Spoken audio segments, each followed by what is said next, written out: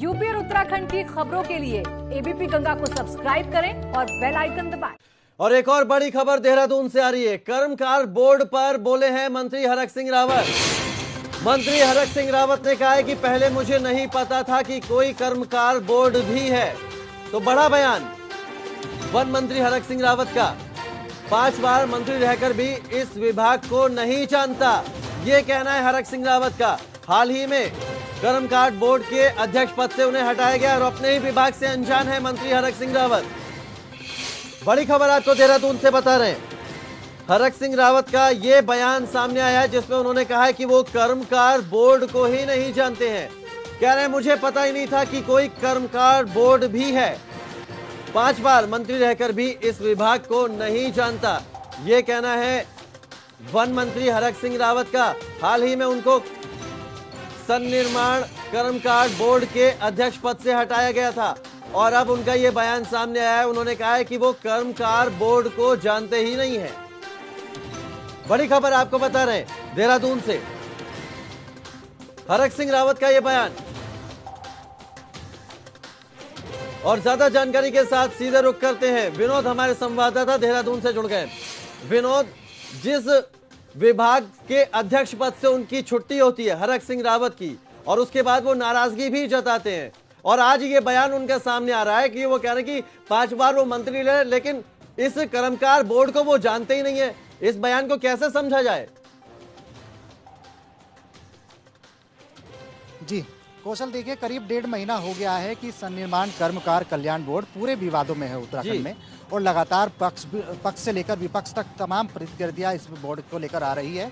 और अब इसमें हालांकि विभागीय जांच के आदेश पूर्व में ही हो गए थे, विभागीय जांच चल रही है, और जिस तरीके से श्रमिकों के पंजीकरण को लेकर गड़बड़ी हुई है तमाम वो विभागीय जांच हो रही है, आदेश दे दिए गए थे। लेकिन अब हरक सिंह रावत जो खुद अपनी उपलब्धि बता रहे थे कि मैं 6 बार का विधायक हूं और 5वीं बार में मंत्री रहा हूं, और मुझे इससे पहले पता ही नहीं था कि आखिरकार कोई कर्मकार कल्याण बोर्ड भी होता है।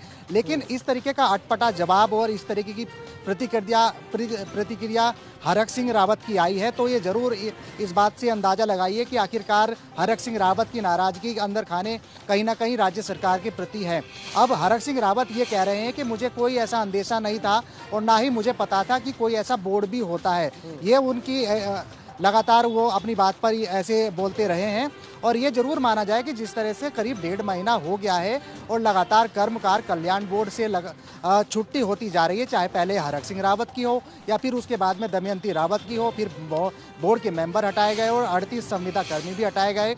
ऐसे में ये भी माना जा रहा है कि जो 2017 में श्रम मंत्री हरक सिंह रावत ने हल्द्वानी से दफ्तर को देहरादून में शिफ्ट किया था, तो उसको अब सचिव ने निर्देशित किया है, आदेश कर दिया है। ये नाराजगी है हरक सिंह रावत की जो उनका ये बयान आया, या फिर जिस तरह से इस श्रमिकों के पंजीकरण में जो घपले की बात सामने आ रही थी उसको लेकर कहीं ना कहीं पल्ला झाड़ने की बात है ये? जी कौशल, उनसे यही सवाल किया गया था कि ये माना जा रहा है कि बोर्ड में कहीं ना कहीं घपला और कोई घोटाले की बात सामने आ रही है, लेकिन उनसे नकारते हुए हरक सिंह रावत ने ये कहा कि हमारे विभाग में कोई घपला नहीं हुआ है।